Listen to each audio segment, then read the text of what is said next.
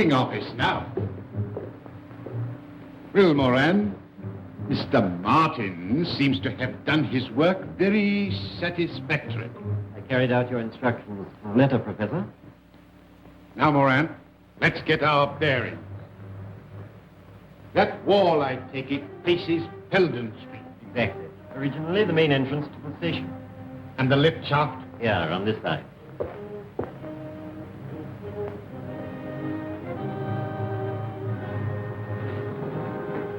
Lift at the bottom. 80 feet below. Quite a drop. Eh, Moran? The power was cut off, of course, when they closed the station.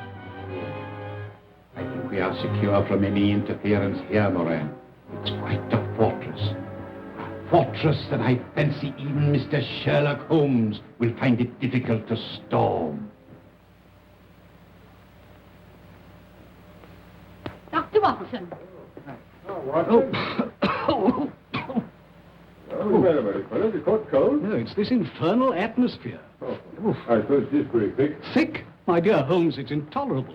You could cut it with a knife. Why do you open the window? You walked here, I perceive. Yes. And on the left-hand side of the street. Yes, that's right. But how in the world did you know? My dear fellow, it's simplicity itself. You've got a little reddish soil adhering to your shoe. They're pulling up the flagstones in front of the Wigmore Street post office, and as the pavement is covered with that reddish soil, it's difficult to avoid treading in it. The post office is on the left-hand side of the street. Oh, of course, when you put it like that, it does sound simple. Oh, it's elementary, my dear Watson. Elementary. By the way, Holmes, I hope you've decided to take that holiday I prescribed for you. Well, up to 9 o'clock this morning, I was distinctly averse to the idea. But I've received a letter from an old friend of ours which inclines me to change my mind. I'm delighted to hear it. Who's it from? My dear fellow, I'll read it to you. My dear Holmes, I'm sending you and the doctor yet another invitation to visit me here. Believe it or not, it's 20 years since you disposed of the hound of the Baskervilles for me. Bless my soul, can you believe that, Watson? Seems impossible to me. Amazing. My daughter Diana is anxious to make your acquaintance. Yes, but she's engaged, Watson. Yes, to young Trevor, a neighbor of theirs. I know you hate the country just as I hate London. But stretch a point and come down for a week or two with Watson. Yours ever, Henry Baskerville.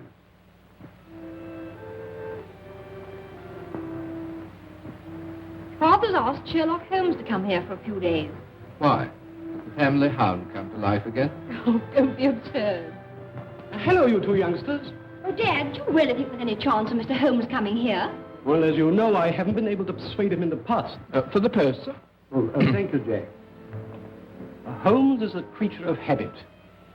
He likes to bury himself in Baker Street and work out his problems with the aid of, I don't know how many ounces of tobacco a day. I must say I'd like to meet him. He sounds a terribly brainy sort of chap. I wonder if he's any good at spotting winners. Oh, no. Holmes's hobby is spotting criminals, Jack. I don't think racing's quite in his province.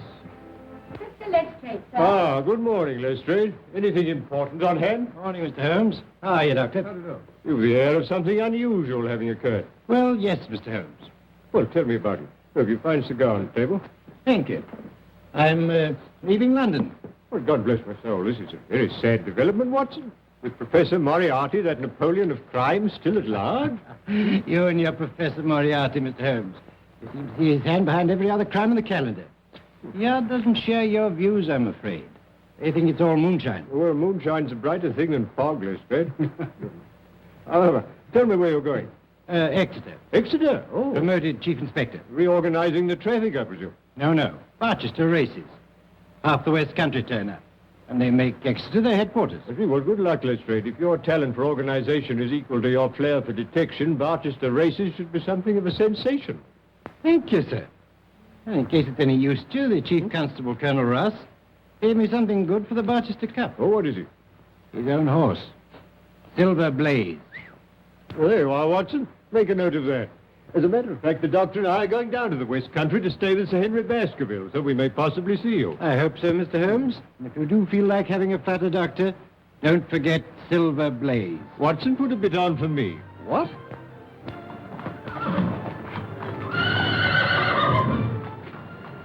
Looks fit enough, Colonel. Best horse I ever owned. Hey, Straker? You all right, sir? It'll take a good one to beat him. You fancy Lord Manston's horse, don't you? Desbury, yes, I have got a bid on him. We'll see how they stand at the betting tomorrow. There's a call over today at the Victoria Club. We'll probably hear all about it tonight. Oh, before I go, could I have a word with you alone, Colonel? Certainly. What is it? Well, I want to ask you a favor. I hope you won't mind. Could you lend me... Well, I really want £500. Monkey.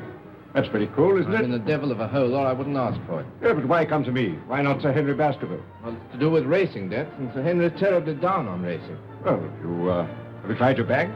You've got security. Mortgaged up to the hilt. Oh, well, what about one of those financial firms? No, that's no good. I've been dealing with old Bingham. He won't spring another fiver. What, Albert Bingham, the moneylender? No, I'm sorry. There's nothing doing.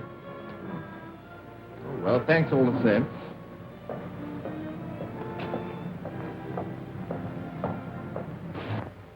Got those instructions, Barton? Sure.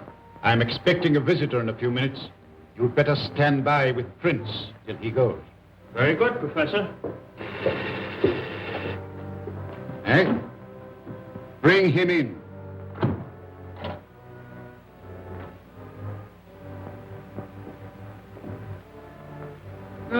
Sit down, Mr. Stanford.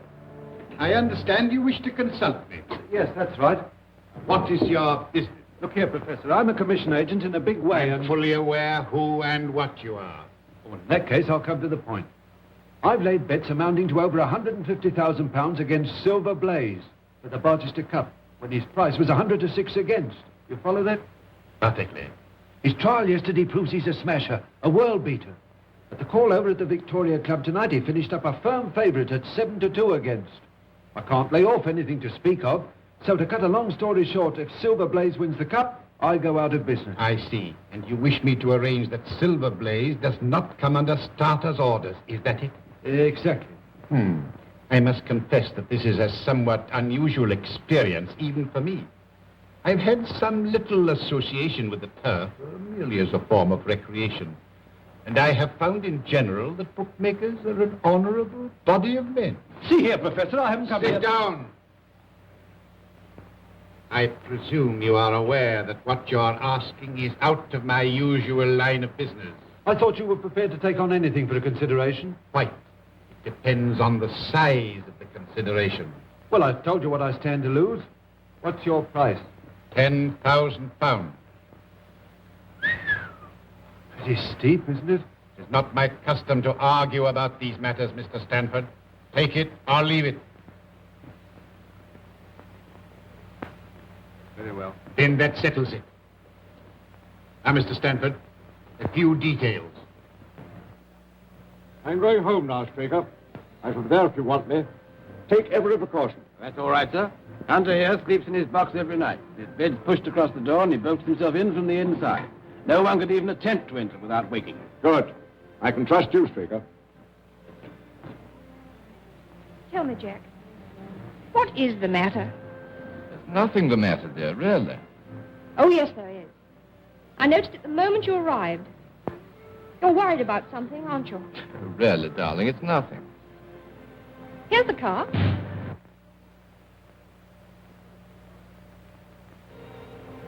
Well, here we are, Watson. Come along.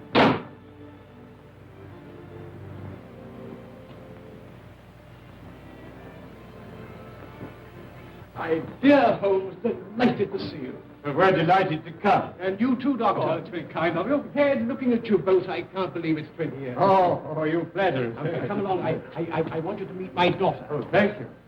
Delighted. Diana, this is Mr. Holmes and Dr. Watson. Mr. Trevor. Now, how about a whiskey and soda after your journey? Oh, thank you. I'm sure that's what Dr. Watson would prescribe. Well, if I did, you'd automatically refuse to take it. He grows more obstinate with the years, Baskerville. That's the way with most of us. Well, make yourselves comfortable. Oh, thank you. Well, now, Baskerville, tell me something about yourself. Oh, no, Holmes. That won't do. You've got to do that. Carl's been promising us all a treat, Mr. Holmes. We shall see you in action. Yes, with Sir Henry as the victim. I mean that we should see Mr. Holmes do his stuff. Stuff? That's a modern expression, Watson, signifying to display one's talents. That's right. I want Mr. Holmes to tell us what Father's been doing for the last 20 years, just by looking at him. You evidently have great faith in my abilities, Miss Baskerville. But I'm afraid there's very little data. I merely observed that since we last met, your father has taken to billiards, that he's recently played 100 up with Mr. Trevor. Absolutely correct, Holmes, but how... Oh, my dear fellow, it's simplicity itself. I observed that both you and Mr. Trevor have traces of blue chalk between the forefinger and thumb of your left hand, which you put there, obviously, to steady the cue. Amazing, Holmes. Oh, it's elementary, my dear Watson, elementary. There. I hope that satisfies you, Diana. Well, I expect you'd like to see your room. I'll show you, Mr. Holmes. You'll stay and dine, Jack? Thanks. If you'll take me as I am and don't mind my rushing off immediately afterward, I've got to ride over the moor to King's Pyland. I'm trying to get Straker to persuade Colonel Ross to buy one of my ponies. Oh, that's all right, my boy. Come along.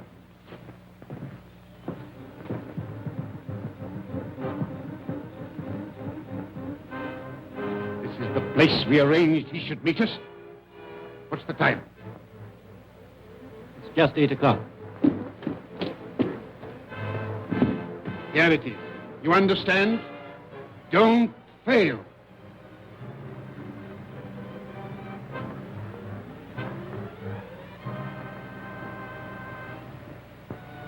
How's that curry coming along, Lizzie? Just about ready, Mrs. Straker. Put some aside for Hunter when you've dished up. And take it across to him in Silver Blaze's box. Very good, ma'am.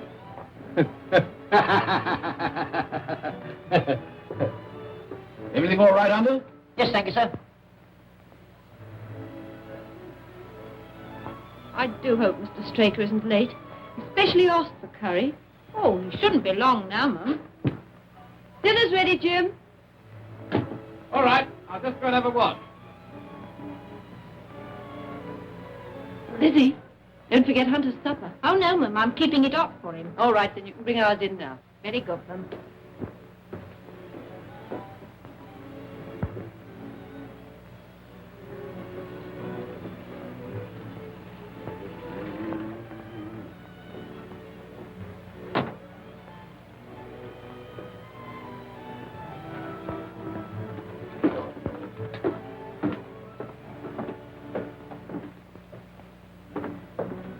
Yeah?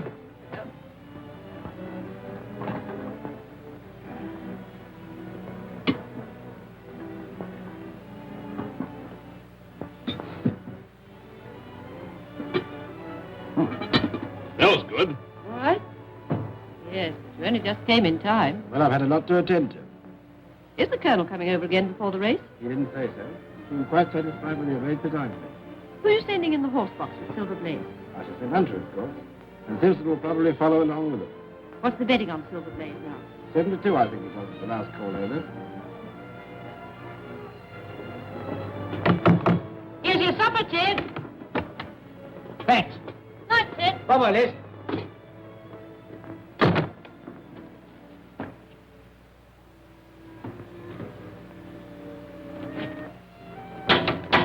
Anybody about? Oh, it's you, Mr. Trevor. Straker at home? Yes, sir.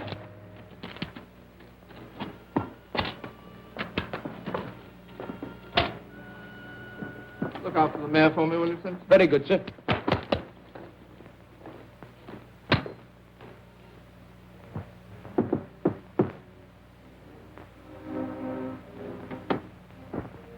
Ah, Mr. Trevor.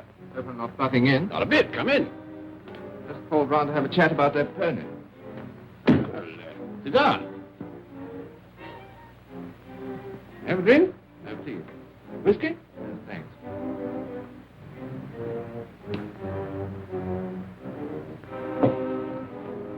Whose horse is that, Simpson? Mr. Trevor's, Ma'am. Haven't you seen him? He wanted a gardener. Oh. I suppose he came while I was in the kitchen. Well, that's really all I came about. I want the Colonel to have the first refusal. I might tell him the price I've quoted and let me know what he says. Very good, Mr. Trevor. Oh, well, never mind.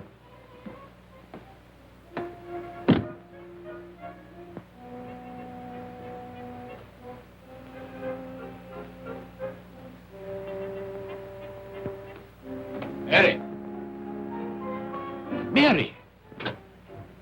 Where have you been? Oh, just returned round the yard. You have a look at Silver Blaze? No, I just went for a breath of air. By the way, Silver Blaze doing another trial tomorrow? Yes. To the last before the race. Oh, well, I'm for an early night. Doesn't seem to be much to stay up for.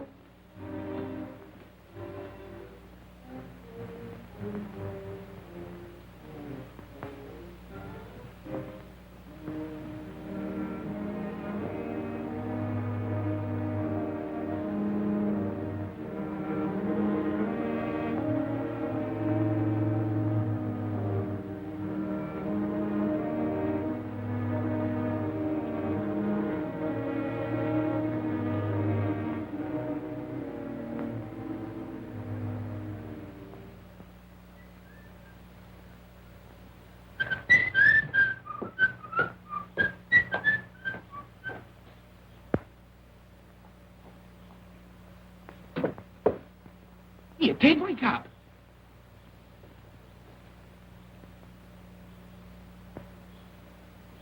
What's that?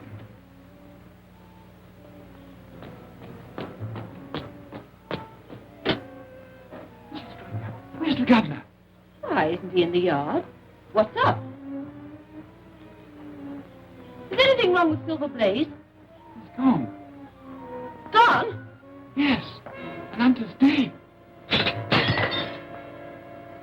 Dead.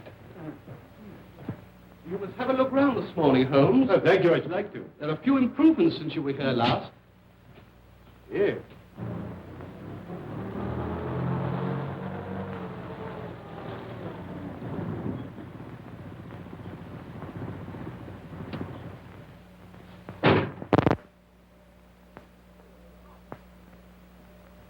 Hello, Ross. Who's there with him? Well, unless I'm much mistaken, that's my old friend Lestrade. Recently a member of the London police force, now transferred to Exeter. Hello, Ross. Morning, Baskerville. This is an early visit. Well, Lestrade, I didn't expect to see you so soon. You are Mr. Sherlock Holmes, I presume. Yes, and this is Dr. Watson. How do you do? I'm afraid I could find Mr. Trevor here. Why, yes, here is Mr. Trevor. Ah, I want a word with you, Mr. Trevor. See, Ross, what's happened? There's the devil to pay, Baskerville. Last night, Silver Blaze was stolen. Hunter, my head lad, poisoned, and Straker has vanished. What's it got to do with Jack? That's what I'm here to find out. Well, perhaps we'd better go indoors. Come along, Ross. Now, Mr. Trevor, I'm in charge of this case, and I want to ask you a few questions. At the same time, I must warn you that anything you say may be used in evidence. You were at King's Pyland last night. I rode over from here after dinner, yes. Why were you over at King's Pyland, Mr. Trevor? See Straker about the sale of a polo pony. That all? Yes. Why? You didn't make that an excuse to try and get information from the stable boys about Silver Blaze, for instance. What the devil do you mean? Not interested in Silver Blaze, perhaps. I'm interested in the race, certainly. So are thousands of other people. Now, Mr. Trevor... just one moment, Lestrade, if you would allow me. Mr. Trevor, you say you discussed the sale of a polo pony with Mr. Straker. Was anyone else present? No. But not even Mrs. Straker? No. Quite. Now, Mr. Trevor, you said just now that you weren't particularly interested in Silver Blaze. You haven't by any chance to have your betting book on you? I think so. Why? Do you mind if I see it? It's my duty to tell you that I can't demand to see it, not now, that is, but... Yes, it is.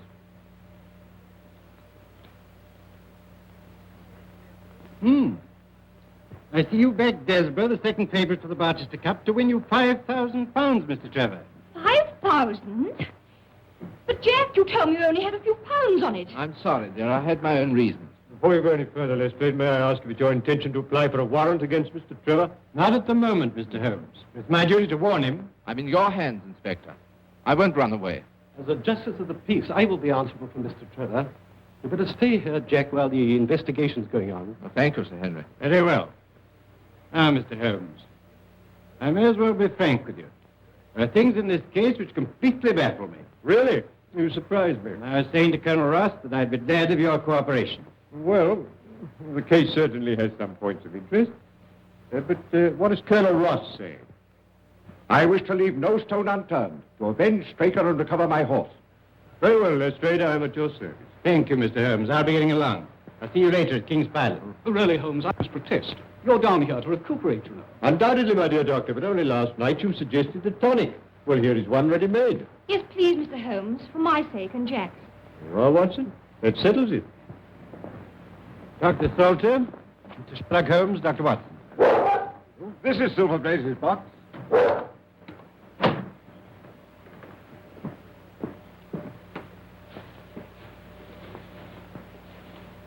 So what, in your opinion, was the cause of death, Doctor? An overdose of powdered opium. In that case, he would have died in his sleep. That is so. The remains of the lad's supper, I presume? Yes, curried mutton. Oh, curry? That's significant, Lestrade. I don't know, Mr. Holmes. Any food containing sufficient poison could cause death. Oh, would it really? Really, I hadn't thought of that. Now, look, you must read my little monograph on the whole art of poisoning. Did the people of the house partake of the same dish without any ill effect? Yes, Mr. Holmes. Well, where is the stable boy who discovered the crime? Somewhere outside in the yard. Would you let me see him? Certainly, I'll fetch him.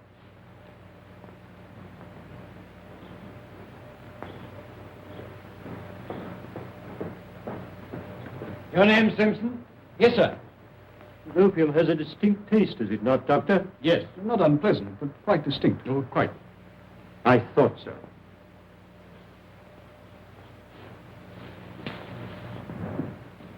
Is this the boy? Yes.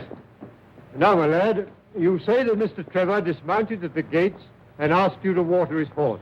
Yes, sir. And then? He went towards the cottage, sir. And in doing so, he would, of course, have to pass Silver Blaze's box. Yes, sir. He went along that side. But you didn't actually see him pass the box? No, sir. I had my back to him. Yes. Thank you, that'll do. You can go back to your quarters.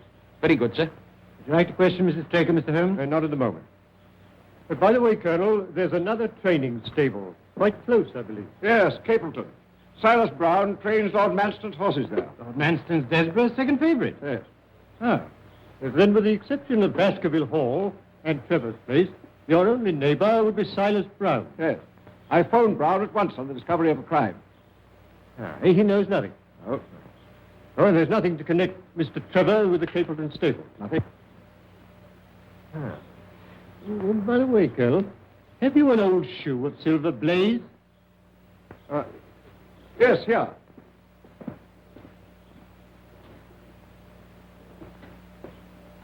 Look at this one. Oh, yes, thank you. Thank you. I'll put it in my pocket for luck. And have you a photograph of the horse? I think so.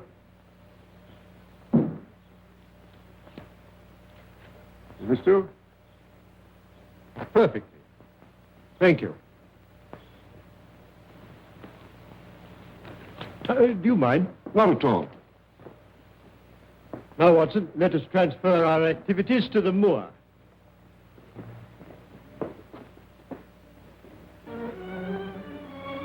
That building on the skyline, I presume, is Capleton. Yes.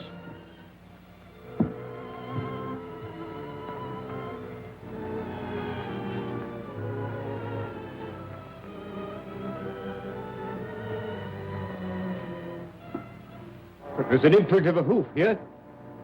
Slight but quite distinct.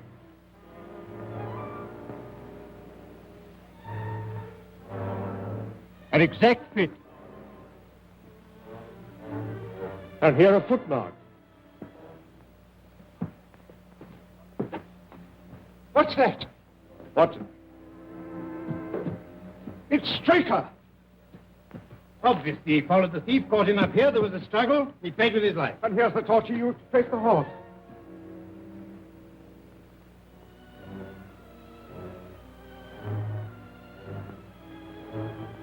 This is a very singular knife. Surely this is something in your line, Watson. Yes. It's what we call a cataract knife. Yeah. As I thought. Devised for very delicate work. It's a curious weapon for defense. Lestrade? The best you could lay hands on at the moment, I suppose. Yes. Yes, very possibly. No trace of blood, I perceive.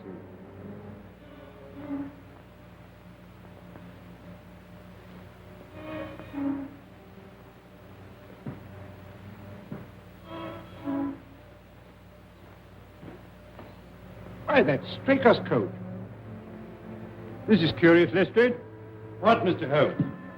Looks as though the murderer let him take his coat off before the struggle. Couldn't he have taken it off afterwards? Well, that's one explanation. Though it's difficult to see with what motive. However, take it, Lestrade, and make a careful inventory of everything you find in the pocket. Very good, Mr. Holmes. And now I suggest that you and the Colonel return to King's Pyland and arrange for the removal there of the body. And then perhaps you'd be good enough to meet us with a car by that bridge in, say, an hour's time. Dr. Watson and I are going to take a little walk over the moor. Very good, Mr. Holmes. In an hour's time. Now, Watson, let us leave the question of who killed Straker for the moment and confine ourselves to finding out what has become of the horse. Well, how are you going to set about it? Well, a horse will always herd with its kind. Silverblaze, if left to himself, would either have returned to King's Pyland or gone to Capleton. If my assumption is correct, that is our direction.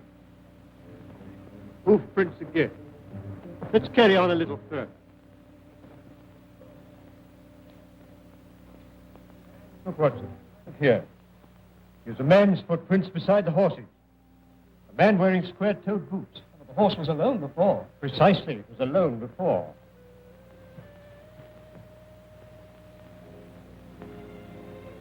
And here we are. Here's the same footprints. This time they're coming from Capleton. Yes, let's follow the trail. Looks in the pink, doesn't it? Yes, ready for anything. Aren't you desperate? Let's see. What is in the betting today? 5-1, second favourite.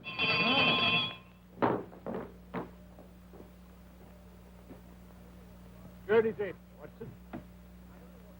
We don't want any likeness here. I only want to ask a question. Am I too early to see Mr. Silas Brown? Well, I don't know, sir. He was up rather late last What night. is Olsen? No gossiping. Get on with your job. Very good, sir. And what the devil do you want here? 5 minutes talk with you, my good sir. I've no time for talking. And we don't want no strangers here. This is a matter of vital importance.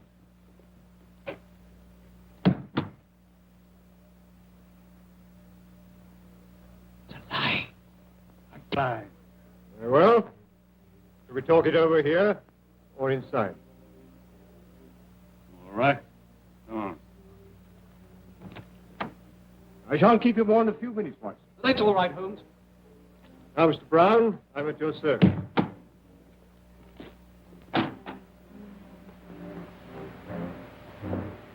Well, I'm glad you realize that it's no use trying to bluff me.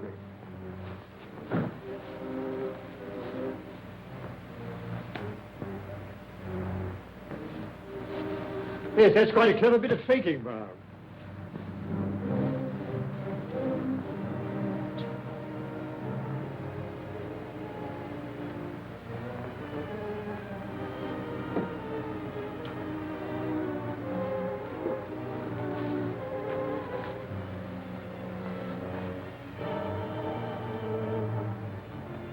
But they don't give me away.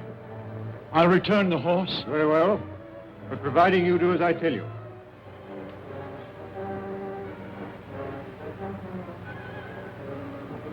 Now, Brown, no tricks. You understand? I understand, sir. Your instructions shall be carried out faithfully. Very well. You guard him night and day. And engage a special detective escort when you take him to Barchester. I will do everything you say, sir. The horse shall be there. Very well. But remember... You may trust me, sir. Yes. Yes, I think I can.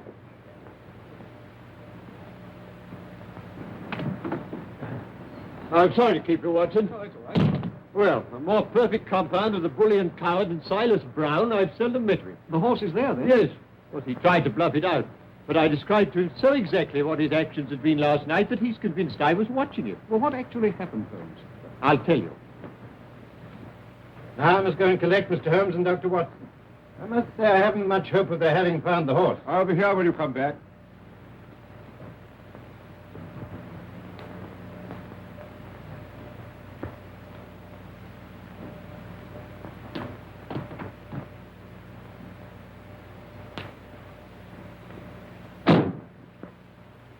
Surely Brown was running a tremendous risk. Oh, my dear Watson, Silas is an old horse faker. He left nothing to chance. You actually saw the horse? Yes. Well, I must say this for Silas. He certainly made a good job of it. Aren't you afraid to leave it with him? My dear fellow, he'll guard it as the apple of his eye. He knows that his only hope of mercy is to produce it safe. Horse stealing is a serious crime. And Colonel Ross doesn't impress me as a man who'd be likely to show much mercy in any case. Well, the matter doesn't rest with Colonel Rock. I follow my own methods and tell as much or as little as I choose. I don't know whether you've observed it, Watson, but the Colonel's manner to me has been somewhat rude. I'm inclined to keep him in suspense. Say nothing about the horse. Well, of course not, Holmes, without your permission. Good old Watson. Ah, here's Lestrade with the car.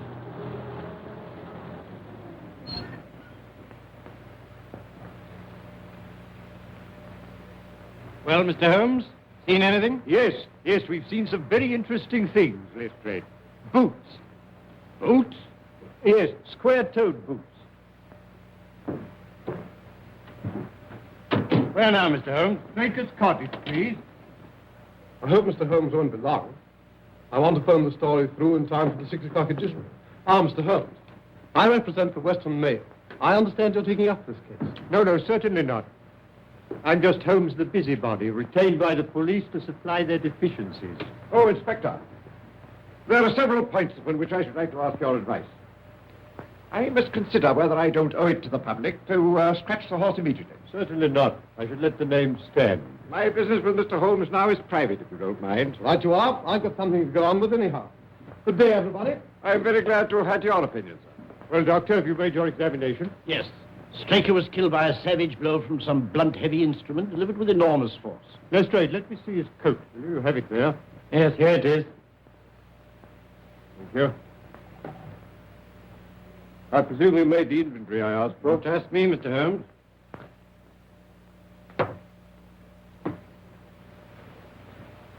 Letter in envelope. London postmark. Pipe. Briarwood pipe, Lestrade. Pouch. Pouch of sealskin. Matches. They're foreign. Telegram.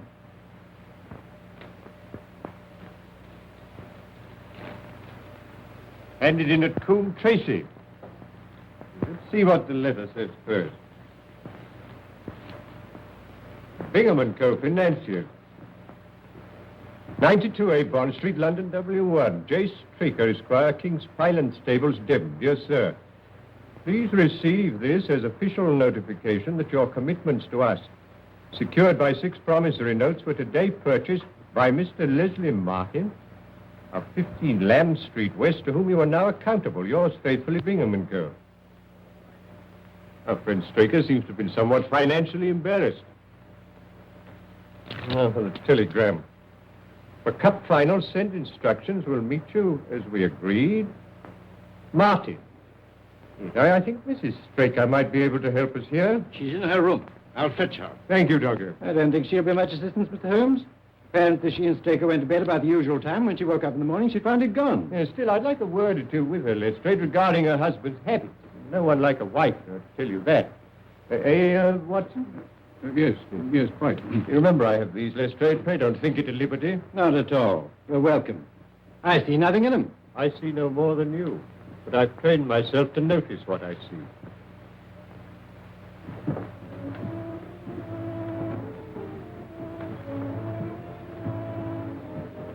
Oh, Mr. Lestrade, have you discovered anything? No, Mrs. Straker. Mr. Holmes has come over to help us. We shall do all that's possible. I won't detain you a moment, Mrs. Straker. I realize what you're going through. I just want to ask you this. Are you by any chance a light sleeper? Yes, Mr. Holmes. As it happens, I am. I noticed a dog in the yard. Does he sleep out there at night? Yes, always. He's a very good watchdog. You didn't by any chance hear him barking during the night? No, I didn't. No.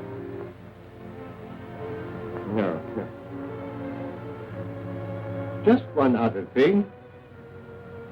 Was your husband interested in football? Oh, no. Racing was the only thing that interested him. And there's just one further question, Mrs. Straker.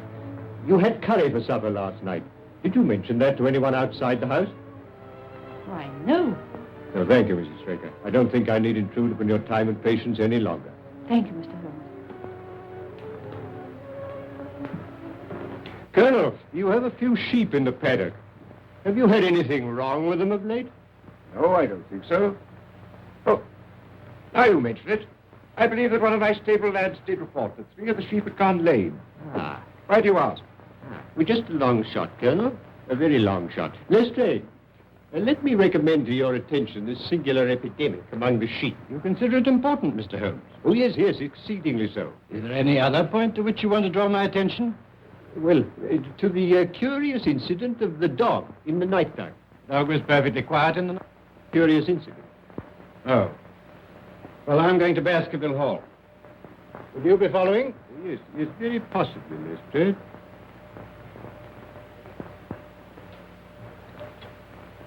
Hello. Hello. Hello. Could you please give me Coombe Tracy Post Office? Yes. Yes, I'll hold on. Coombe Tracy is a small village, is it not? Yes, just a hamlet. And then the postmaster would likely to remember any strangers who came into his shop. I should think so. Hello. Hello, is that the postmaster, Coombe Tracy? Look, I'm speaking for Mr. Straker of King's Pyland. He received a telegram yesterday signed Martin, dispatched from your office.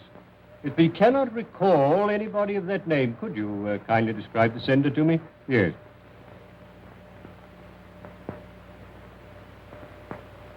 Oh, there were 2 of them. Oh. Yeah, I see. Thank you. Thank you.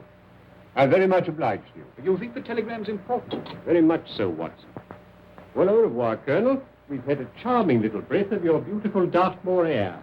Then you despair of arresting the murderer of James Straker. Well, there are certainly grave difficulties in the way, but I've every hope that your horse will start, and I beg you'll have your jockey in readiness. And you've nothing definite to tell me? When we meet at the races, Colonel.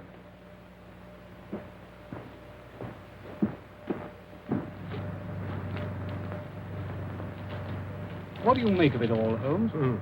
It's innocent looking enough at first sight, Watson. But the fact that Straker was not interested in football persuaded me that this is not to be taken at its face value. You observed, of course, that the name of Martin appeared in both the letter and the telegram. Yes, it struck me as curious. It is highly significant, Watson. This telegram is peculiarly interesting. You mean it's in code? Yes, and a very elementary one. By simply crossing out each alternate word, the message assumes an entirely different meaning. Instead of a request, it becomes a peremptory order. For final instructions, meet as agreed. Martin. What did the postmaster at Coombe Tracy tell you? He described the senders, 2 strangers, unquestionably Moriarty and Moran. Watson, the professor is behind all this. You mean he's responsible for the deaths of Hunter and Straker? Of Hunter, yes. Of Straker, no. In fact, I fancy that Straker's death was the most unfortunate thing that could possibly happen from Moriarty's point of view. All through the season, my luck was dead out. I found myself in trouble to the tune of £4,000. I went to Bingham and raised what I could. And as a last plunge, I've backed Desborough to win me 5,000. Make or break. Well, why didn't you come to me, my boy? Well, you're not a betting man, Sir Henry, and I was afraid you wouldn't understand. That's why I kept it dark, even from Diana. And now that loathsome inspector. Oh, come now, it's no use calling him names. In view of these bets, he'd every reason to be suspicious. I don't care. He's a thoroughly nasty person. I disliked him from the first moment I met him. Inspector Lestrade. Any news, Inspector? Yes, very grave news, Sir Henry. We found Straker's body. Body? Do you mean he's... Murdered. On the moor about a mile from King's Pyland. Sherlock Holmes takes up the case. Sherlock Holmes, Moran. Once again, that man is crossing my path. There is not room in the world for both of us. Not for Robert Moriarty and Sherlock Holmes. What's this news mean, Professor? What's gone wrong? What does this man Holmes know? I tell you, if Silver Blaze goes to the post and he's fit... There is a big difference, Mr. Stanford, between a horse going to the post and winning the race. You had my assurance. I am not in the habit of failing my clients. Moran, tell Barton to take Mr. Stanford home, then come straight back. Yes, sir.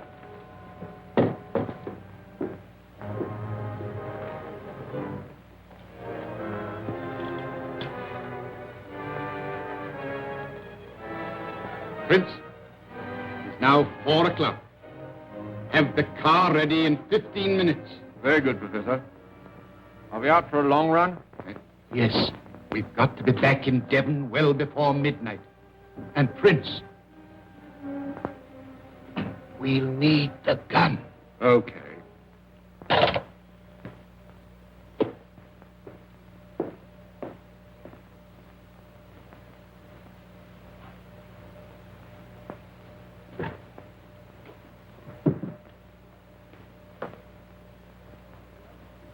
What have you got there, Prince?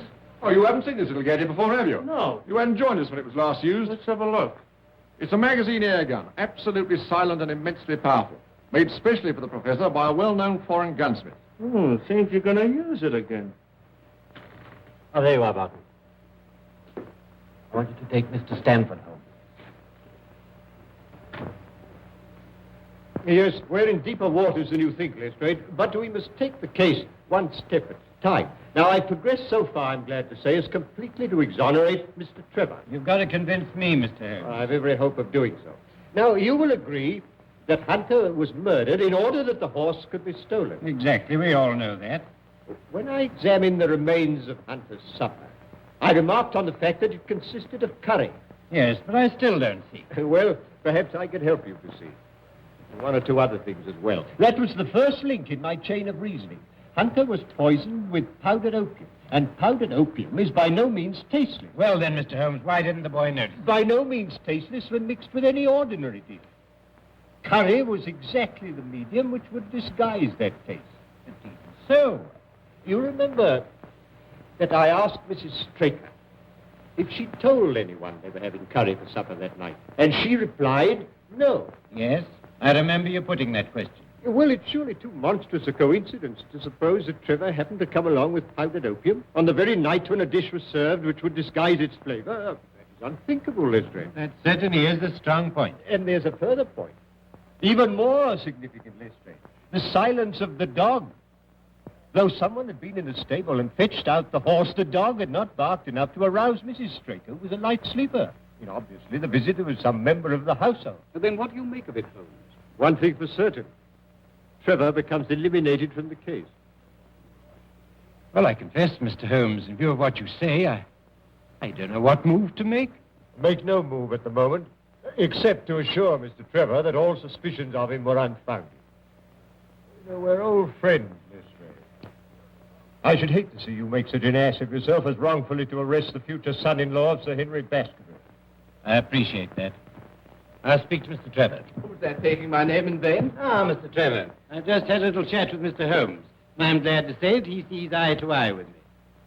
You quite understand that at the commencement of this case, it was my duty to follow up any clue, however slight. I don't mind telling you now that I never seriously suspected you. Well, he can't say fairer than that, can he? Well, I'm very glad you feel that way about it, Inspector. Yes, I still don't see how it helps us. Who did put the opium into the curry? Who did steal the horse and kill Hunter and Straker? My dear Lestrade, it's a capital mistake to theorize before you have all the evidence. It biases the judgment. Then you're not going to tell us anything, Mr. Holmes? Well, not at the moment, Miss Baskerville. There's one other link in the chain to be tested, and to do that, I'm afraid we must return to London tonight. Tonight? Yes, Dr. Watson and I are sorry to have to run away like this. Well, there's nothing before the midnight train from Exeter. Dinner will be ready in a few moments. You've heaps of time to dine here in comfort before you go. Well, thank you. I shall be delighted. I hope you'll stay and dine too, Inspector. Oh, thank you, sir.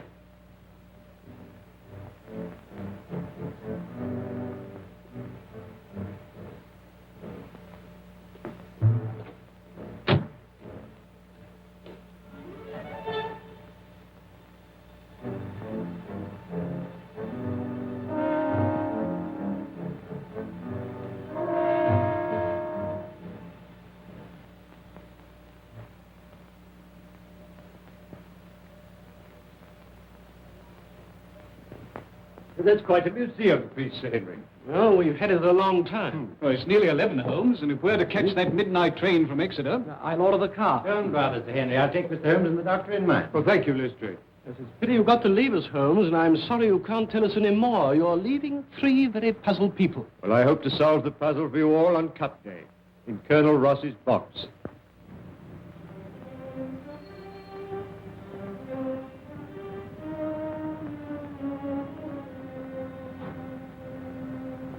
What's happening? I think he's going, Murray.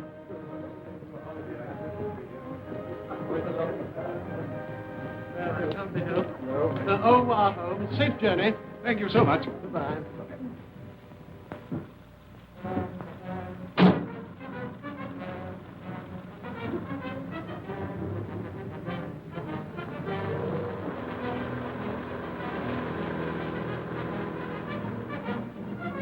back to the car. Follow that car. When you get clear of the house, overtake her.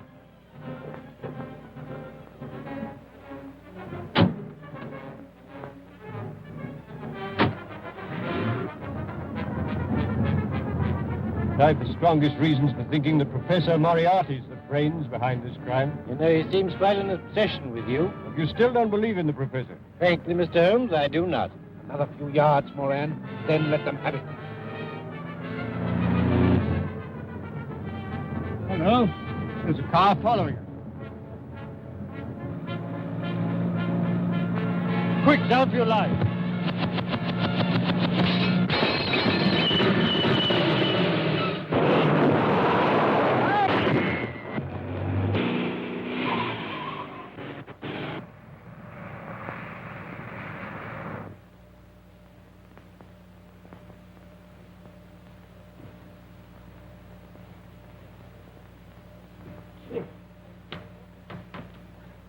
What, are you hurt, Watson? Oh, only a few bruises, but... Oh, where's the driver? Here I am, sir. I'm all right. Sure? No bones broken? My word, this is a lucky escape. Hello, where's Lestrade?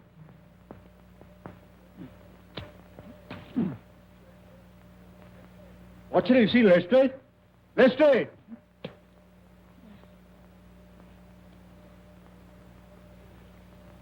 Ah, there you are, Lestrade. Well, do you believe in Professor Moriarty now?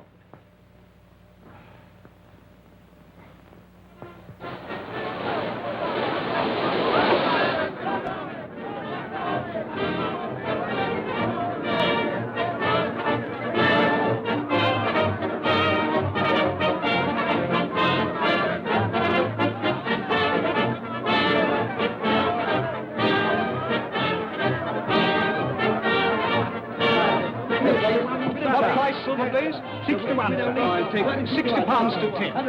Silver Blaze, 60 pounds to 10. Number 5 hits 9. Silver Blaze, 5 to 1.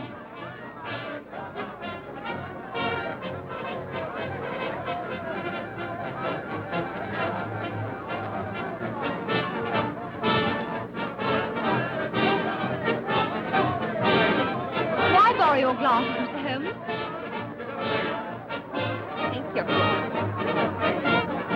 You doing anything for the sweetheart, eh? Well, they tell me sunstroke has a good chance. Oh, Mr. Holmes, you've assured me that my horse will go to the post. But we are still waiting to know who killed Straker and Hunter. I promised you should know everything today, Colonel, and you shall. Oh, Watson, you've been having a little flutter, I see. What? Well, if you want to conceal it, I suggest you find a deeper pocket for your betting ticket.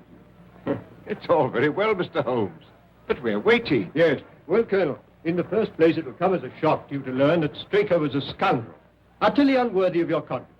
Are you serious, Mr. Holmes? Yes. Acting under the orders of a master criminal who bought up his debts and so had it in his power to ruin him, he poisoned Hunter and then took Silver Blaze out on the moor in the dead of night. I can hardly believe it. Straker? But to what purpose? It was his intention to use that singular knife, you remember I found in his hand, to nick one of the tendons of the horse. With your wide experience of the turf, Colonel, you know it's possible to do that subcutaneously and leave no trace. The result would be a slight lameness, which would put down a rheumatism or a strain in exercise. You say it was his intention. You mean he didn't succeed? No. I examined the knife. There was no trace of blood. But why didn't he do all this in the stable? Why take him out on the moor? Well, for the best of reasons. When so spirited a creature felt the nick of the knife, he would certainly have roused the soundest of sleepers. But how did you arrive at all this, Mr. Holmes? I found several clues, the chief of which was the knife. You remember my asking you if you'd found anything wrong with your sheep? Yes, I remember. When you told me that some of them had suffered from lameness, that confirmed my theory. That Straker, before tackling the delicate operation on the horse, had been practicing on the sheep. Good heavens. But who interrupted the plot? Who killed James Straker? I'll waive that question for a few minutes, Colonel. Hello, the numbers are going up. What number is Silver Blaze? 9. 9. Oh.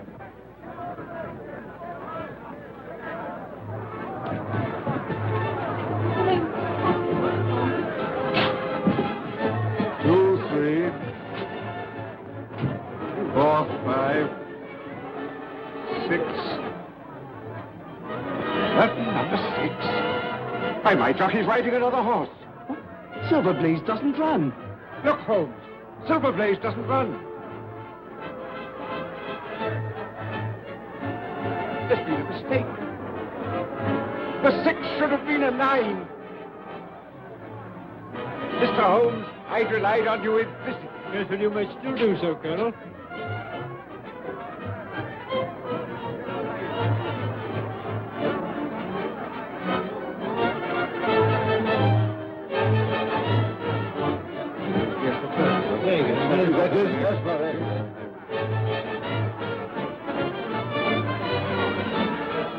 That's my horse. Yes, and that's the murderer of James Strait.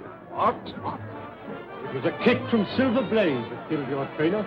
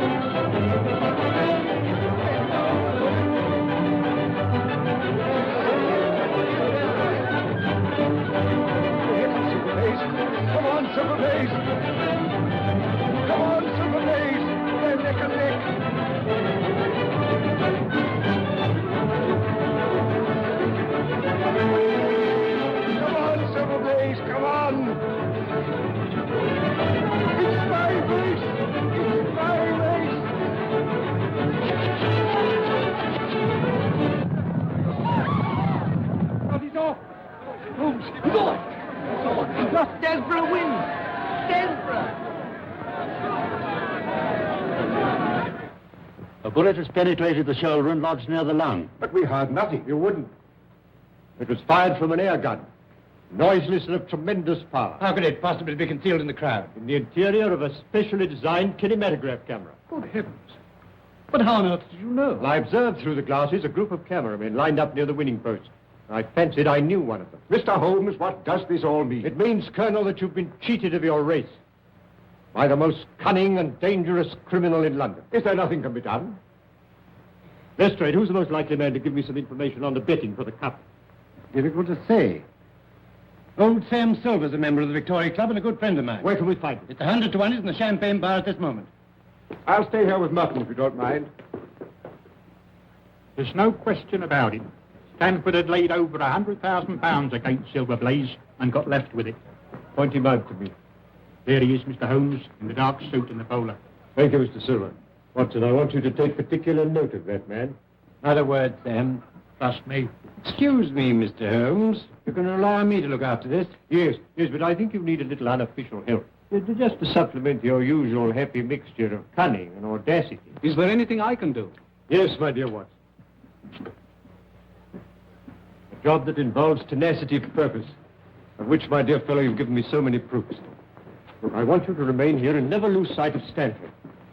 Lestrade and I will drive straight back to Bakersfield. Yes. Lestrade, will you give instructions for your car to be at Dr. Watson's disposal? Certainly, Mr. Holmes. And you might tell your chauffeur to get into Mutton. As soon as Stanford leaves, follow him. When he arrives at his destination, send the car back to Baker Street. Then go to the nearest phone box and tell me where you are and wait for me. Is that clear? Perfect.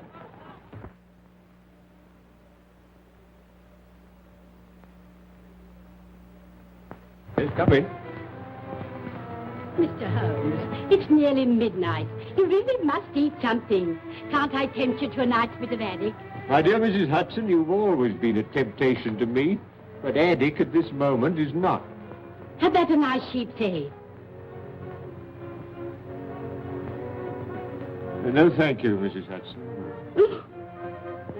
I suggest you go to bed, Mrs. Hudson. Oh, very well, sir.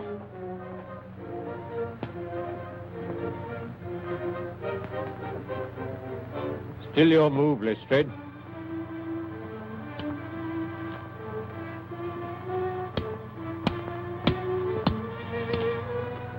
My mind's not on the game, Mr. Holmes. I wonder what has happened to Dr. Watson. Well, now, let's see. It was 5 o'clock when we left the course, and it's now... Well, now it's nearly midnight. We ought to hear something soon. But tell me, Mr. Holmes, why did you leave Dr. Watson to do the trailing? Why not yourself? Because, my dear Lestrade, when you set out to draw a badger that's gone to Earth, you send a ferret down after him, while the man with the gun remains outside. Professor Moriarty is the badger, Dr. Watson is the ferret, and I, my dear Lestrade, am the man with the gun. I see. And Stanford? Well, Stanford, if he's a wise man, will go straight to Moriarty with whatever price he's paying.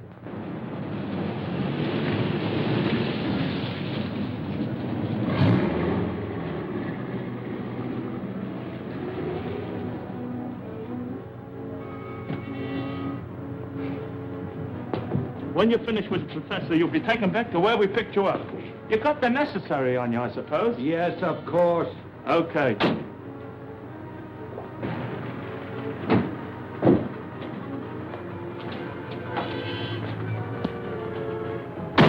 I want you to go straight to Mr. Holmes' rooms in Baker Street.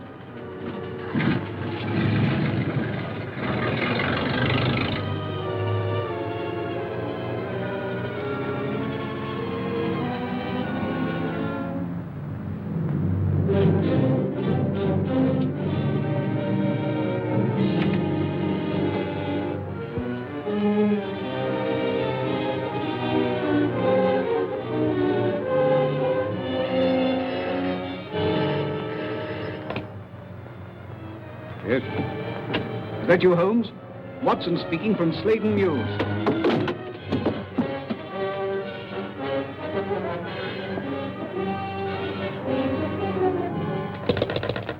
Watson! Quick, Lestrade, there's something wrong. They've got Watson. Inspector Lestrade chauffeur, sir. Good. Drive us to where you dropped Dr. Watson. Right.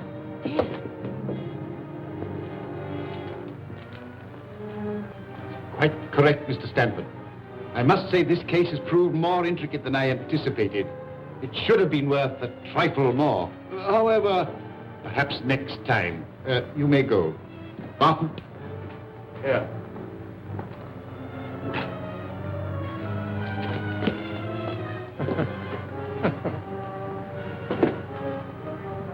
Next to Mr. Holmes himself, I don't know anyone who'd be more welcome.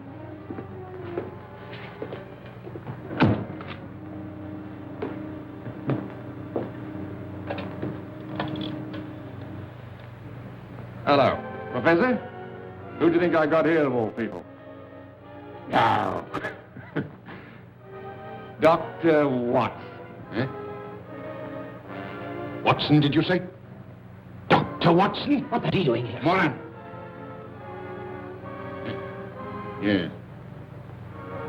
Yes. Caught him prowling around the yard. Shall I bring him in? No, not just yet, Prince. I leave him alone with his thoughts for a while.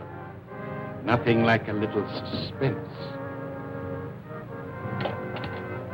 I imagine that 3 weeks' wait for the hangman is infinitely worse than the final interview.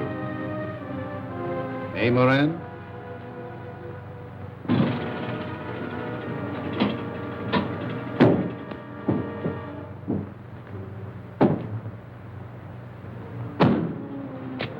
You wait here. Come, Lestrade. This is the Mews.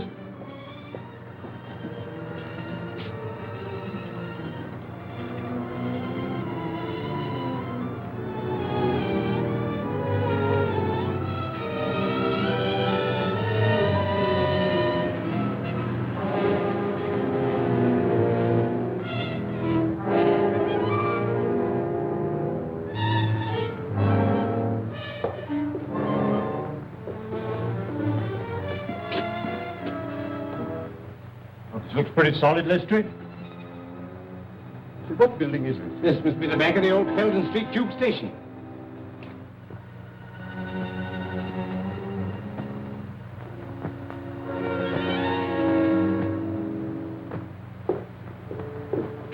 What are you going to do, Mr. Holmes? Drive straight to Scotland Yard. And then? The headquarters of the London Transport. Now, Moran, I think we'll interview the doctor. that you, Prince? Bring in Dr. Watson. Right now.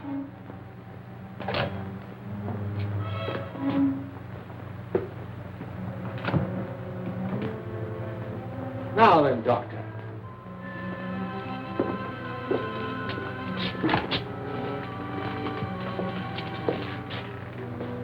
This should be most amusing, Moran.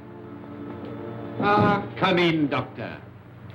I have had the pleasure of several interviews with Mr. Holmes, but never before with his talented friend and colleague. Won't you sit down?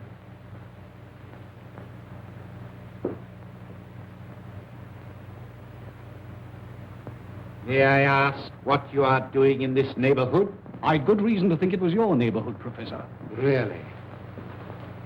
As a matter of curiosity, may I ask you how you got here? By following Mr. Holmes' instructions. Ah, I see. Then I'm afraid it's going to prove rather unfortunate for you, Doctor. I have not taken these somewhat elaborate precautions to conceal my whereabouts in order to have you report on the subject to Mr. Holmes. You mean I'm going to have some difficulty in leaving? Oh, no, my dear Doctor. Oh, dear, no. There will be no difficulty about that. But you will leave by the way I shall indicate. I will explain to you, Doctor.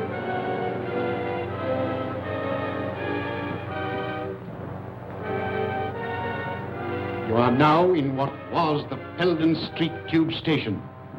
Behind that panel is the lift shaft. It's a sheer drop of 80 feet. If you have any last message to send to Mr. Holmes, I will see that it is delivered. Sherlock Holmes will call a reckoning with you, Moriarty, without any reminder from me. So that is your last word.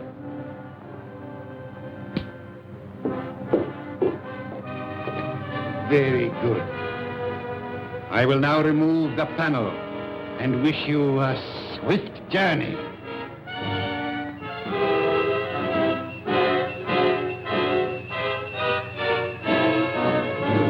Don't move, any of you. Holmes! Except you, my dear Watson, who I'm sure will be more comfortable with us. You must excuse me for trespassing on your private property. I've had the lift put in order again. You clever... No compliments, please. I arrest you, Robert Moriarty. On what charge? For being concerned in the murder of the stable boy Edward Hunter. And for an attempt on the life of Mr. Sherlock Holmes, Dr. Watson, and... That'll do to go on with, Lestrade. When the professor has answered to those charges, there will doubtless be a number of others to occupy his attention. Listen, Holmes. There's no prison can hold me. No, I almost wish that were true, Professor. Life will be very dull without your activities. Watson, might I trouble you for a match? I think our quiet rest in the country has been a great success. Holmes, blast you. Well, it's the most amazing case we've ever solved, Holmes. Elementary, my dear Watson. Elementary.